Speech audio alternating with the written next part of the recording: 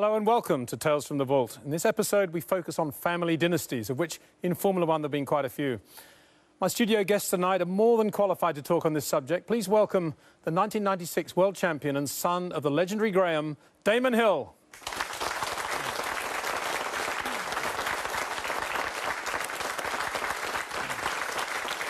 My second guest tonight is a current Formula One driver. He's the youngest ever Formula One driver, and he's already taking the world by storm. From the Netherlands, please welcome Max Verstappen.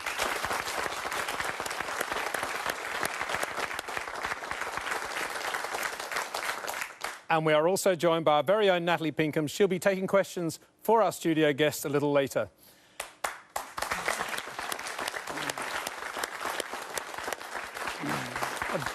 Damon, no better person to begin this show with than you.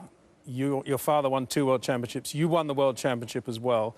So I guess the leading question, and I'd love to get Max's input on this one straight away, was what it meant, what effect it had being born a Hill, being born the son of Graham. And was it a pressure that you could do without? Was it a pressure that was a massive positive for you? I don't suppose it's a pressure until you start to follow in the footsteps. You actually start to take on the same job that your dad did. I think inevitably people are going to ask the question, you know, is he going to be as good as or better than, or they're going to compare.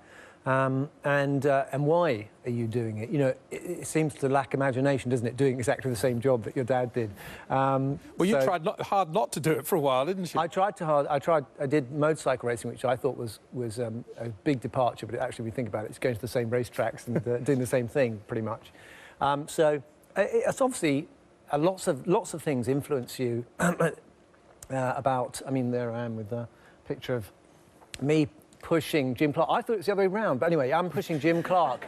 And obviously, from an early age, you're thrust into situations where maybe the presumption is that you're going to be a racing driver like your dad. And I can remember that question being asked all the time, to which my instant kind of annoyed response was always, no, I'm not going to do it, you know, and I ended up doing it. So maybe there's no escape.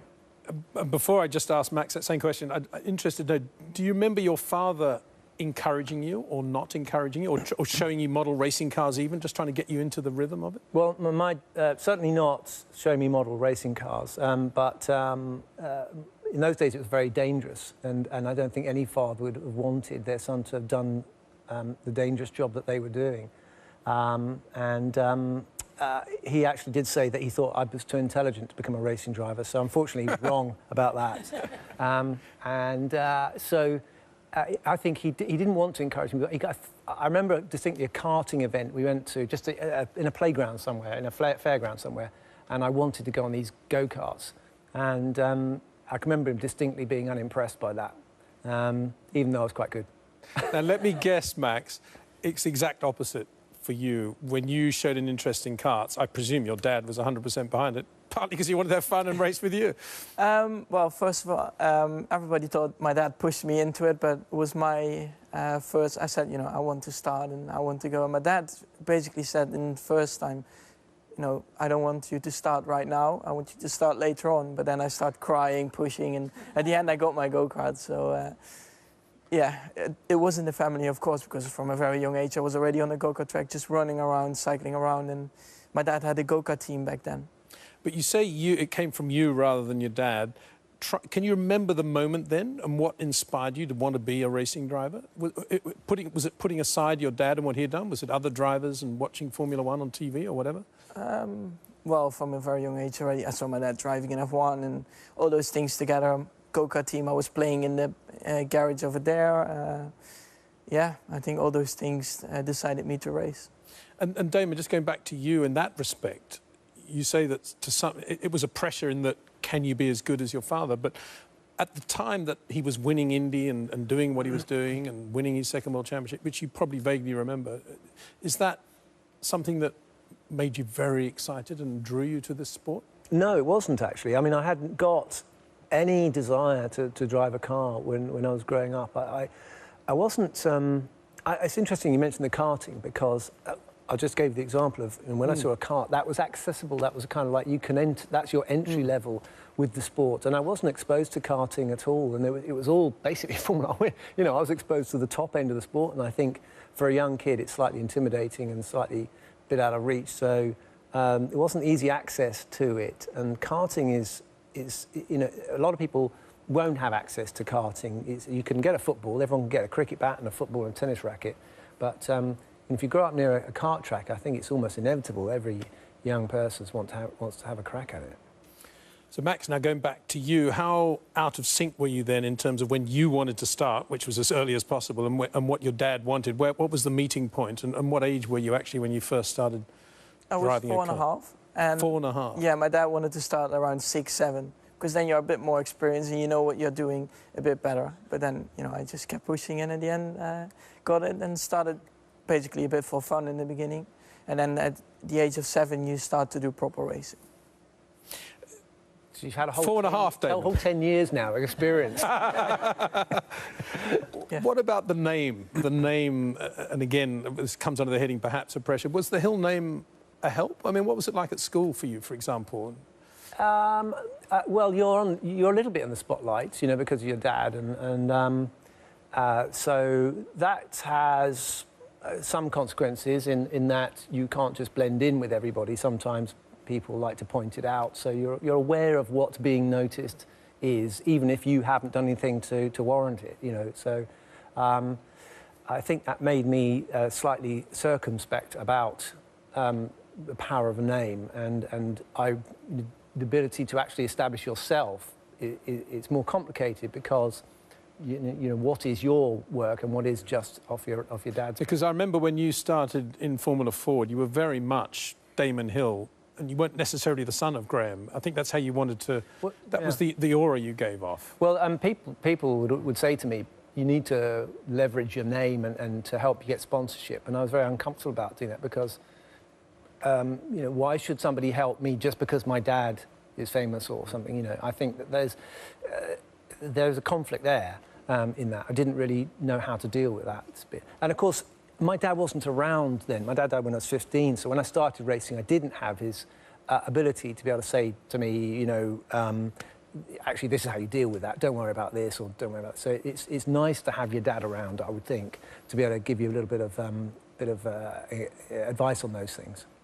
Well, Damon had a very tough career for many years, but then eventually it all came right. And of course, in 1996, this happened. Damon Hill crosses the line to win the Australian Grand Prix. I feel fantastic, and I'm delighted, obviously, to have come back to Australia and won, and started the season where I finished last one. He took the lead, he stayed there and wins the Japanese Grand Prix. And I've got to stop because I've got a lump in my throat. Damon Hill, world champion. What about that? It's just so fantastic. I can't tell you, Murray. I was driving along and I could hear you in my head. It's an agonising thing, you know, 16 Grand Prix. It's a tough old season, really, but I always knew it was going to be close and go all the way to the end. Everything's perfect. Absolutely fantastic. Lovely moments, Damon, winning the World Championship. And not an easy question to ask, but I've often wondered how much you miss your dad at that moment.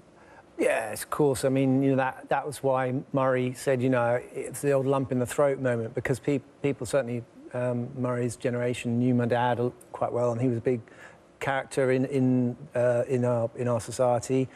And in the world as well, he's very well known. So he would have loved to have been there, I'm sure. But you know, I still feel like you know, he was there in some way. Josh Hill, another part of the dynasty. Not racing now, Damon. No, Tell us about that, how that all started, and to some extent how it ended. very, very like the situation with Max here is you know, he came up to me. He not age 4 or 5, but when he was about 14, he said, "Dad, I want to be a racing driver." And I'm going, well, it's a bit late now, you know. You're at 14, you know, you should have been going. So, but I thought, well, I can't deny him this opportunity. So we went down to the kart tracks and we did all the karting, and he did very well, you know. But he raced against all the guys in a lot of the guys are in F1 now. So, or in GP2, you know, Alex Lynn and people like that, and Daniel Kvyat, and so he was cutting his teeth against these guys in races and doing very well. But I never felt like that was really what he wanted to do. And I think he was just finding out for himself whether or not that's what he ought to do or what he wanted to do. And eventually he decided that it wasn't for him, and a very brave decision to say, listen, I don't want to be in this dynasty of racing drivers. I want to go and follow my love, which is music. So he's gone off and done that. He plays drums in a band. And Max, you were never unsure about what you wanted to do, I guess. I get a feeling. Not really. I mean, from 4.5. 4.5, and also, you know, when I was not go-karting, I was always doing something what has an engine, and mini biking, you know, a little pocket bike, quads when there was snow. So yeah, my whole life was about this, and yeah, luckily we found some friends that were also very passionate, and we are still together with them, you know, go-karting and all those things. Yeah, just I always enjoy it to smell the fuel and drive something with an engine. Where would we be without karting? Well, Damon, of course, won the World Championship in 1996. The next season, 97, he was partnered with Jacques Villeneuve, another son of a racing legend. I recently caught up with the man and talked about his father, Gilles, and why he's remembered so affectionately. He's known by people who weren't even born when he was racing, and that's great. I guess it's partly because he was the first Canadian to really do it at the international level, because Formula One is probably the most international thing yearly, on a yearly basis. And then obviously when he won his first Grand Prix here in Montreal, and it was the first time there was an F1 race in Montreal, I think that sealed it. I guess as a kid you just see your dad as being your dad, and with the years he starts just becoming that racing hero that everybody respects, and it's easier to see the achievements and also the mistakes, because when he's your father you only see everything as positive. So you can start judging when it was, but what you could see is the passion, the passion of being behind the wheel. But not only that, the passion of pushing the envelope and pushing the mechanical pieces of the car. Part of his fun was to see if he could destroy it or not. I was very young when he passed, and at that time I didn't understand about racing when I was 10, 11. And afterwards, those days, they weren't the internet days. So you don't get all the information, all the footage like you get nowadays. You get glimpses, and what you get are just a few moments that will turn someone into a hero or not. Damon, interesting times for you at Williams when you were Jacques' teammate. Both of you sons of famous fathers, if that's the right way to put it. And do those words ring true for you? Jacques is very unique, but I did feel that there was some connection, although he never ever talked about the fact that we both lost our dads at an early age, and he was only 11 years old, and his dad died in a very dramatic and visible way. So you know, quite a big trauma for a young guy, and but we never really I think there was, you know, I think there was a connection there, and I got on very well with him as a teammate, not necessarily because our dads were racing drivers, but because I would say that he had a set of values about the way he wanted to win and the way he wanted to race that I kind of chimed with, and he was a very fair teammate and great fun to be with. And Gilles Villeneuve, of course, has still permeates the sport now. I would guess. I don't know, Damon, what your thoughts are on Gilles, Jacques' father, and well, Max. Max is younger than me, obviously, and you know, I think you have an impression of Gilles as a name in the sport, a character who really raced hard. Is he an inspiration, do you think? Or? Yeah, I mean, I saw some videos and everything. He was really going for it, and of course, for me, it's a bit difficult to judge. I was not alive back then, but still, yeah, if you see some footages, it's really nice to see, of course. Well, I knew Gilles very well too, and I can tell you now he'd be taking you out for a burger after this and enjoying every minute of your career and living them with you. Nat, I think we got some. Natalie, you got some questions from the audience. We do. Robert, your question. Hi, like your son, Damon, sorry. Like your son, did you have any other passions? And would your father wanted you to go in another career at all? Yeah, I think I think he would have liked to for me to have gone a different career, but then he wouldn't have been able to see how things would change. I mean, the introduction of carbon fibre chassis saved a lot of lives. And so, you know, he might have thought, well, it's a bit safer now, and he might have been right behind me, might have loved it. But I think he wanted me to get a proper job in some sense. I don't know what a proper job is, but I mean, a lawyer, accountant, I don't know. If I'd said to him, Dad, you know, I've just passed my accountancy degree or something, I can't imagine him being that excited, to be honest. And Max, what about your dad? A normal job? Whatever normal is. I mean, most people don't even know what they want to do at 17. He's still got 20 years to make a mind up. Yeah, I don't think so. I think my dad was always, we are always, you know, a racing family. Even my mom's side, the whole family is racing. So, no, I think he's enjoying what I'm doing right now. Yeah, don't blame him. Yeah. Coming up after the break, we talk more to this young driver who's taking his debut season in Formula One by storm, and we'll have a very special guest on the phone as well.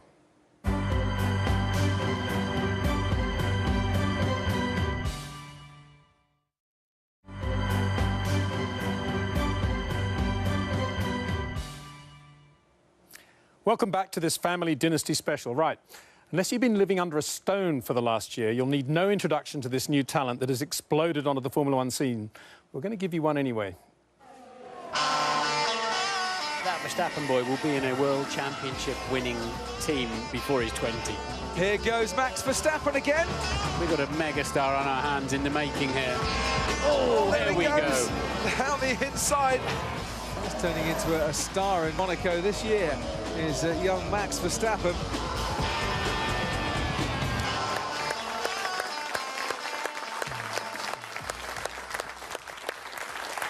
Well, Max, I suppose congratulations. A bit early to say that, but it's been a very, very good start to your Formula One career. It's been quite well. I mean, there's always room to improve, but so far I think I'm happy with the performance I showed. But yeah, now it's time to just keep continuing this and keep improving.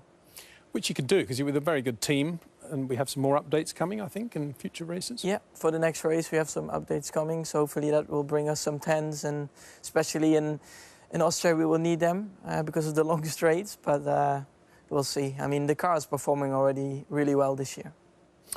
Well, of course, Max's father, Jos, was an F1 driver in his own right, and we're very lucky to be able to welcome Jos to the studio on the phone. Hello, Jos. Hello, how are you? Hey, very well, very well. Hope you are too. We've got your son, Max, here, Jos, and he's just been telling us how he wanted to start racing aged 4.5, and you were a bit not that keen on that and wanted to wait until he was about 6, and yet there was a compromise in the end. What happened there? Yeah, I was still racing myself a lot, so I didn't have a lot of time to spend with him on the circuits. But then I can't remember which race it was. He gave me a call in the evening, and he was crying, and he said he wanted to have his go-kart. So, and then I said, okay, if it is that bad, then I will get you one. Well, there you are, Damon. That's what you should have been doing, crying, you see. Goodness me, yeah. It worked, didn't it? Yeah, it did work. I never realised you had such a soft heart, Jos, and that crying had such an effect on you. Yeah, if it is for my children, of course. Did you have any reservations about your son following in your footsteps and in going into Formula One or trying to make Formula One? I mean, you never know where it ended it. I mean, because, you know, we started very young, and you could see from his young age that he had quite a lot of talent. And, I mean, if I want to do something, I want to do it good, you know, and we were pushing like crazy. And when we started then last year, we started Formula 3, you know, and then you were hoping, of course, to get the chance to come into Formula 1. And then a year later, you know, you got the opportunity. And then when we are close to signing the contract, of course, you have to think about it. You know, it's a very fast car. It can be dangerous. And yes, we spoke about it, but, you know, he wanted to do it. And, you know, we cannot stop him. How much effort did you spend on Max the minute you knew he was on the path and he was racing karts and the next goal, I guess, was Formula 3? How big a part of your life was that? I think the last 8 years, it's about 24 hours a day. Wow. I did really everything for it.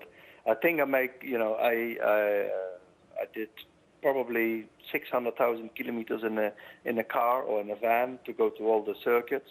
I was mechanic, I was engine tuner, drove to all the tracks.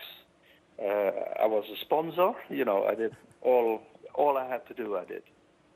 Max, from your point of view, can you describe those years with your dad? What that was like? Because it was your dad as well. Let's face it. You were a kid growing up. Yeah, it happened very quickly now when I remember it. It just, I mean, you just keep going every year doing go-karting, and for me it was very natural, traveling with your dad around the world, doing go-karting, and he was a great help, for sure. He basically taught me everything about performing very well. He knew what it took to become a Formula One driver, and I think from a very young age he was already pushing me into that direction to become a professional, back then, go-kart driver, and then in the future, hopefully, Formula One, and now we made it. Jos, talking to Max and watching the way he operates, it's clear that he has his priorities pretty much right, virtually from day one, which is very unusual for a driver of his age. And I'm interested to know how big a sacrifice it was for him, and how much of that sacrifice you forced him to make, or obliged him to make, or showed him the way to make when he was growing up at school with his schoolmates. Because it does require a lot of sacrifice to make Formula One.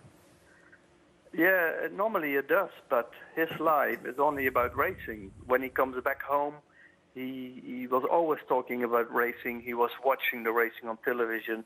He was in his simulator. You know, it was only all about racing, to be honest.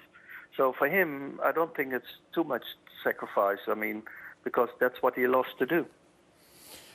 And Max, it was almost as if your school was racing and nothing else. Would that be a fair comment? And you could apply what you were kind of learning as you went along on computers to your racing career. First of all, I was always very happy when school ended, so I could go home and do something, playing with a mini bike, go-kart as well. And what were your grades like at school? They were good. I mean, if I concentrated and I just focused on doing it, yeah. But I didn't enjoy it that much, so yeah, sometimes I had some bad scores, but that was just because I didn't pay a lot of attention on it. And some kids in your situation do get diverted into other streams, other sports. Did that ever happen for you? Was there another sport that in any way captured your attention? I always enjoyed to play football at a young age, like 7, 8. But at one point, it was always my dream to go into racing. So at one point, I just decided to stop football and I will focus 100% on go-karting. And yeah, that was it. It was always racing. Damon, we've talked about Josh, but when you hear this and you hear the interchange now with Jos, what do you think about that dedication and that sacrifice? Yeah, I mean, Jos, can I ask Max a question? Are you listening? You can ask anything you want. I was going to ask Max, you know, out of 10, your dad, you know, as a manager, a coach, you know, has he been a good coach to you? Was he? I think without him, I was not sitting here right now. So you're going to get 10 points here, I think, Jos. That's fantastic. Yeah, no, I mean, basically, he was always there to support me, and because of him, I was also performing this well. Yeah, it's terrific. I mean, I've had a little bit of a taster taking my son racing. It is agonising for a dad, I think, you know, to do that job. It's obviously Jos has done a fantastic job of putting in the hours and giving Max every opportunity. It's a massive sacrifice. So, you know, full marks. I'll give Jos full marks as well. But now, Max, now you're in Formula One and you've got this infrastructure around you from Scuderia Toro Rosso. What role is Jos, your father, actually playing now?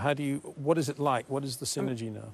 Every race he's there, and when I have some little questions or he can give me some advice on driving lines or or his experiences were on those tracks he has driven, I mean, he's there for me. And I think that's still very helpful because at this stage, I think you can't do everything on yourself.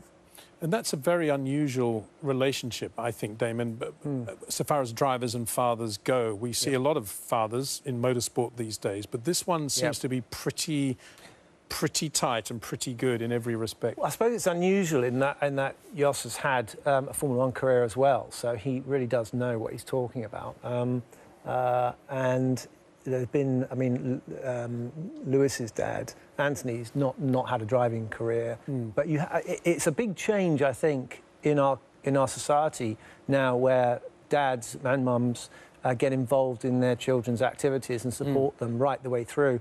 If you think about the era with my dad racing, my dad's dad never drove a car and only wasn't really allowed to come to the races. He just, he sort of turned up once or twice and stayed and never spoke to my dad. And a lot of the drivers actually defied their parents to become racing drivers. Niki Lauda is one. Lots of them did it against their parents' wishes. James Hunt. So they were actually breaking away from their parents to go racing in those days.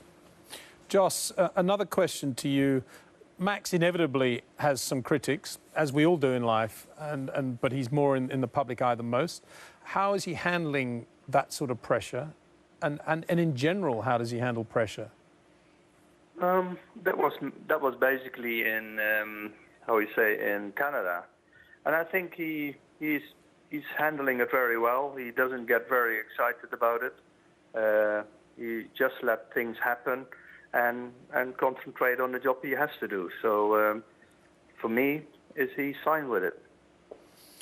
And Damon, how's, from your perspective in the Formula One paddock, with your peers and the team of people with whom we work, what's if I can put Max on the spot here, what's the general feeling about Max? Well, I think you heard... And the age thing. You heard Martin mention it. I mean, we were watching some of the passes, was in China, I think, and... I think everyone was sceptical at first because such a young driver. Partly, I feel this, anxious slightly for young people as young as Max to come in and drive Formula One cars age 17, because it is dangerous, as Jos said. Jacques was critical as well about young drivers coming through, but then Jack tends to be critical about a lot of things. Yes. One of his things he's good at. But the impression has been, my God, this guy can handle all of this stuff, and I'm flabbergasted. If you had put me, age 17, into Formula One, I would have looked a complete twit. I hadn't got a clue what I was doing or where I was going. It's stunning. It really is. So let's have your response to that, Max. What's it been like for you? What does it actually feel like? Do you feel that young, for a start?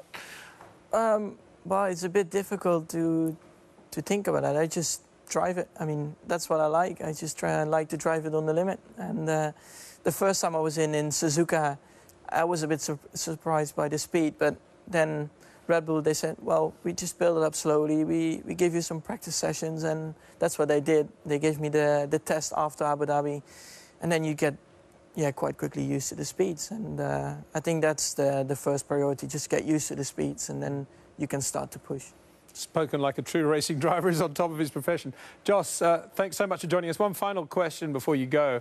And again, it's kind of a difficult one to enunciate, but I just wanted to know, from your point of view, what it actually feels like to see Max doing so well in so many different situations. What's that feeling of elation or pleasure like from your point of view? And what do you think it's going to be like as hopefully things continue as they appear to be? I mean, it's hard. I think, we are in the right place at the moment. He's still learning so much. Of course, things are not going easy. I mean, some problems, not fast enough and things like that. He's handling it, and he's learning so much on the moment. He still has a lot to learn, and that's what he's doing. And I think this year and next year, we want to stay where we are, and then from there on to continue to get better results. But on the moment, I think we are in the right spots, we are in the right place, and he still has to learn a lot, and that makes him a better driver for sure. Well, Jos, thanks so much for joining us and for your thoughts. Absolutely brilliant. Thank you.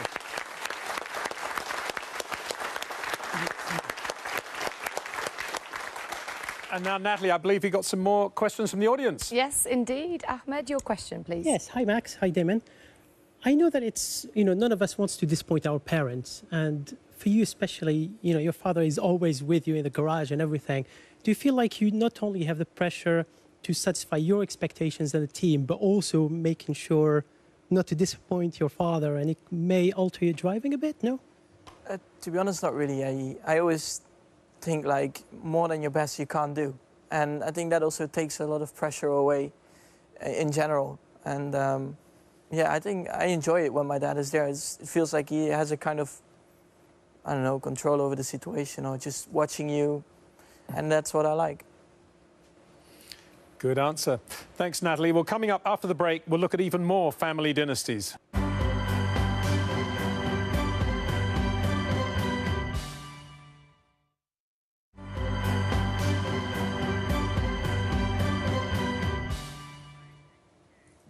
Welcome back. Now let's turn our attention to another current Formula One driver's dynasty, Mercedes driver Nico Rosberg, son, of course, of the 1982 world champion Keke. During last year, Damon, you actually sat down with Nico ahead of the German Grand Prix to discuss such matters. Well, how do you feel about having grown into the racing world? Has that been something that's been an asset to you, do you think, or has it been had its own complications? No, it's been an asset for sure. Because also this whole lifestyle that comes with F1, you know, it's something that I've grown up with. So there's nothing really unusual in a sense, you know, and it helps. It helps because I've not had to adapt. I've not had to get used to these things. So that's been a good thing I find for myself. You know, everybody has their own opinions and things like that, and also of course getting up the ranks. You know, the support that I've had, the sponsors and everything. Thanks to my father and my name, it was just that little bit easier, I suppose. You know, of course everybody was also looking at me more than others. You know, and from that point maybe the pressure was a little bit higher, but generally I felt it was a big benefit. So you think you've kind of been born into this, really into this culture, which is Formula One culture?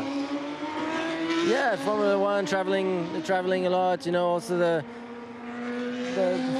I don't know. It's difficult to explain, I suppose. But yeah, I mean, you've always wanted to be in Formula One and race, so you never hankered after maybe becoming a golfer. One of the key moments was here in this corner, 1995. My dad drove his last DTM race at the time, and the DTM series at the time was huge, you know, so it was full house behind me here. Yeah. And as a goodbye, we both drove on the roof, and both of us in overalls. I also had my little overall, you know, same colors as his, and we both had Rosberg on the back, and we're driving on the roof of a car, just waving to all the fans through here.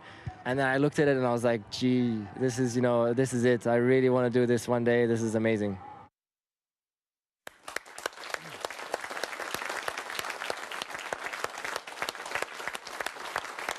Nico Rosberg. One of the interesting things about Nico is that he races under a different nationality to his dad. That doesn't really apply, obviously, to anybody else that I can think of under this dynasty heading. But it's a slightly strange thing, Damon, isn't it? The Finns still claim him, but he's German. Yeah, I thought it was interesting when he said that he's got used to the F1 lifestyle, yeah, and so he doesn't think it's anything unusual. And anyone who thinks the F1 lifestyle isn't unusual really doesn't appreciate how different it can be. Yeah, he does. He's not overawed, that kind of overawedness. No. But you know, the question I think with the slight challenge with him is he doesn't have that identity. Obviously, Keke was the Finn, the flying, another one of these flying Finns. Very Finnish in the way he talks, and that gives him character.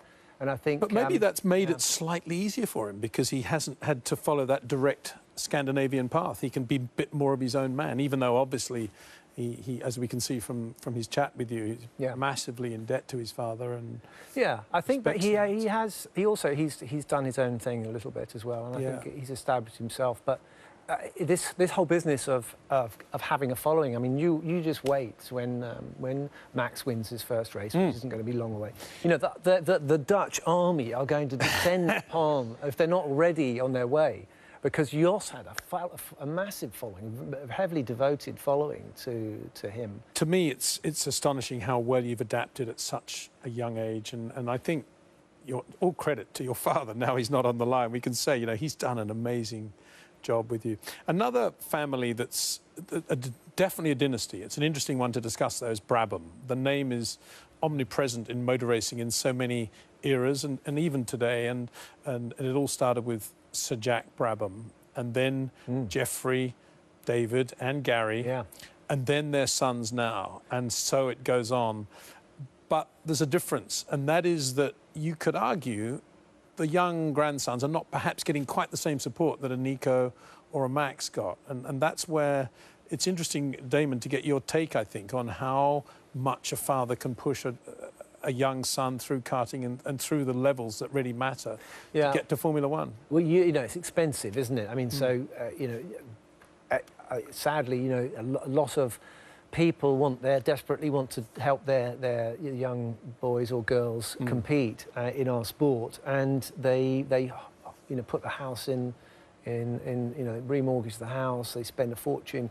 You need parental backing at some level, and and everyone who's competed in this sport, their parents have got involved because you start at an early age. You can't drive, you know, you can't even get to the circuit. So I think what you're saying is it kind of diminishes as you get away from the main character, who is the patriarch, you know, in Sir Jack, you know, the guy who started it all off, and then maybe it peters out a little bit. I don't know. I mean, you know, maybe we'll have, in a few years' time, we'll have Max's grandson coming on the show, aged 9. Racing Formula One. Formula One car, yeah. Well, sorry, I've got to stop laughing at that one. But it reminds me a little bit of Mario Andretti, actually, what you're talking about, this petering out. Mario Andretti, similar thing, because his two sons, Michael and Jeff, and Mario comes from a great racing dynasty as well, if you add his brothers. Yeah. And I remember talking to Mario at Zolder about 78 and saying, who's the quicker of your two boys, Mario? And he said, well, Michael's the guy that's going to make it because he's got all the things you need to make it as a racing driver. But the guy who's got the real talent is Jeffrey, but he doesn't have the burning ambition. Yeah. And that's a really interesting point, I think, that we kind of take for granted with Max and to some extent listening to you and your dad talking. But the burning ambition is something that money can't buy, and it's something that nothing can give you other than from your soul and from your heart. Yeah, I think, of course, I could see I had the talent, but with talent you don't reach it. You really have to work hard, and you really want, you know, you really need to want it. And but it never seemed like work to you, probably. Well, I mean, I just did my thing. I don't know. It's just I just really wanted it to win, and that's also what I enjoyed. Especially in go-karting, you had to compete against people with a lot of money.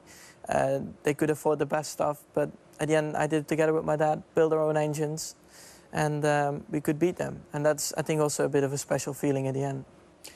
The Andrettis, the Brabhams, the Unsers, the Pettys, but arguably the biggest shoes in Formula One came in the form of Senna, the Senna name. We were lucky enough now to be joined on Skype by Ayrton's nephew, Bruno. Bruno, thanks for joining us. From where are you speaking from? From Monaco. How are you, everybody? Excellent. Yeah, we're all very well, I think. We have Damon and Max here as well. Hey, Damon, how I can see your trophies there. Yeah, I got a few here. Bruno, we're talking about the Senna dynasty. We're talking about racing dynasties. Not an easy situation for you. We all know about Ayrton. We know how great he was and what that meant for so many people. Can you tell us what it was like for you when the spark was alight initially for you as a kid and all you wanted to be was a race driver? How did that work for you? Well, that never actually has gone down, but when I was a kid, it was quite funny because my grandfather was the person who actually put me into racing. He got me into my first go-kart. I was a bit afraid of it when I was 5 years old, and then as soon as I got into it, I was like crazy about it. I couldn't leave the go-kart. I was always driving it, always having fun, and he really pushed me into it. And whenever Ayrton got involved, it just became stronger. Of course, he'd come and play with me. We'd race together, do a few tricks around the racetrack, and it was really fantastic. How heavy was the Senna name weighing on you when you first walked into a Formula One paddock? I think by the time I got into Formula One, it was a bit different. I had already got some results, had some good, strong results in GP2, for instance, before. But in the beginning of my career is when it was really tough. My first racing career, I had a massive TV crew from Brazil filming. Brands Hatch was my first racing event, and of course it was quite strong, quite difficult for me to cope with that. I'd never done go-karting like most of the other guys who come from racing dynasties, so it was definitely not the easiest one. But by the time I got to Formula One, it was more of a question of just dealing with it and trying to achieve my own good results to prove myself. And there's no doubt that Ayrton would have enjoyed your career, and he did enjoy it for as long as he could, obviously. And I just wondered if you can tell us a bit more about that and how much Ayrton was unafraid to support you and to give you everything that he could possibly do within the realms of his career. I think Ayrton had a very interesting method of teaching. He would not be the guy who would be telling you exactly what to do. He would give you some direction and some tips and let you learn with your own experience. He'd go with you on the track and have fun. He would go and in the garage with you and get you to tweak your go-kart and go out to experience it and understand the machine, understand the whole surrounding of motor racing. Unfortunately, of course, I never got to go properly racing while he was still alive. So the racing side was never a side that I could actually experience with him because obviously he was not around. But I'm sure that he would have been extremely supportive, extremely dedicated as he was with his own career and his own love for his family. So it was something that definitely I missed out on, but what I got from him was extremely special already. Well, Bruno, there's no doubt about that, and that's the Ayrton we knew as well. We hope you're back in Formula One soon, but in the meantime, you're having a lot of fun in Formula E by the look of it. Yeah, sometimes more fun than others, but Formula E is good fun, very competitive. So we're punching above our weight sometimes, but really having lots of fun on those racetracks. Well, thanks for joining us. Very best of luck in the upcoming races in some interesting cities. You're racing around the world now. Yeah, next time in London. Thanks for joining us. Hopefully everybody will be there.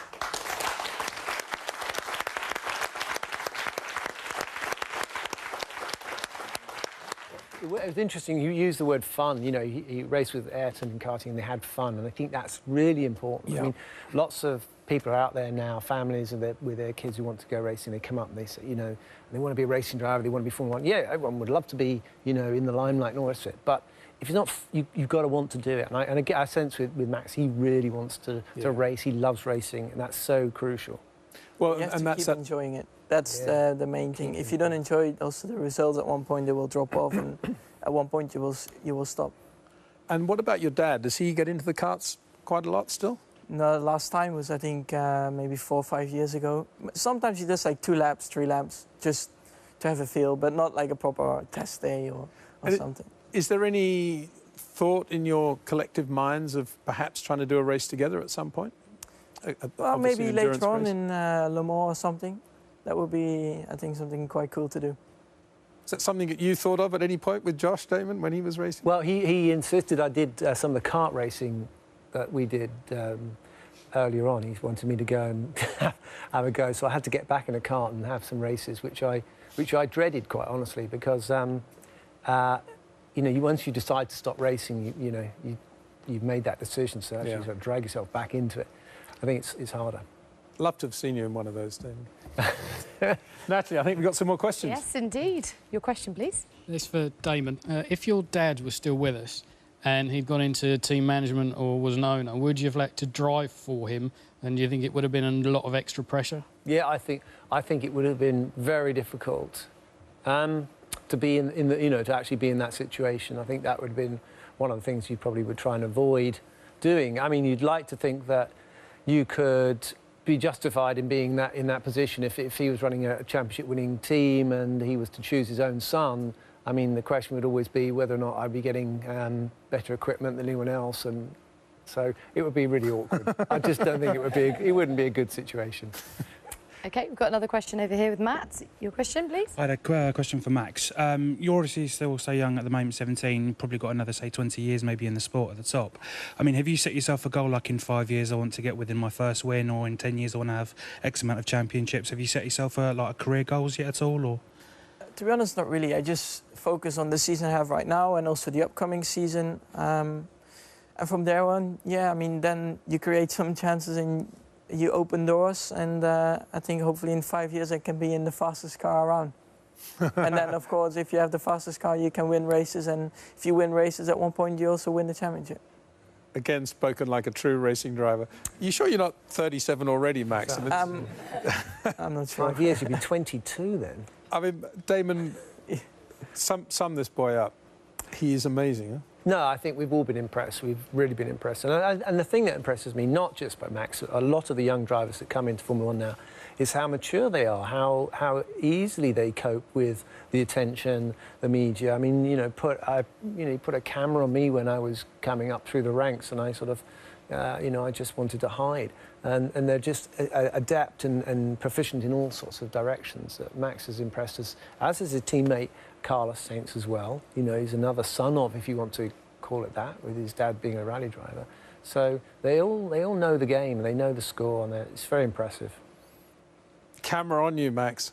Yeah. It's on you right now, so respond to that. Have you ever felt daunted by the publicity and by the people and performing in public like that? No, not really. I mean, my dad had the attention back then, and I was like a young kid just standing next to him, and yeah, you get used to it. And you see cameras and you think it's just normal life, and when you get a camera on your face, you're like, all right, well, let's do an interview and done.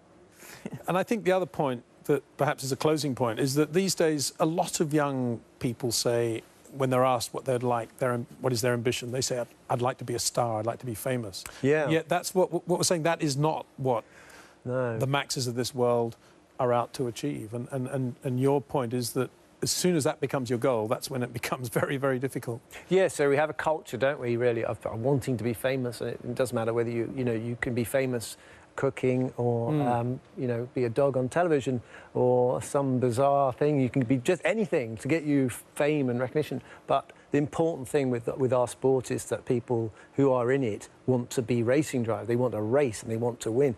And I think some drivers set it as their goal to be a Formula One driver, which is setting your sights on the wrong thing. It's not to be a Formula One driver, it's to be world champion, it's to win in Formula One.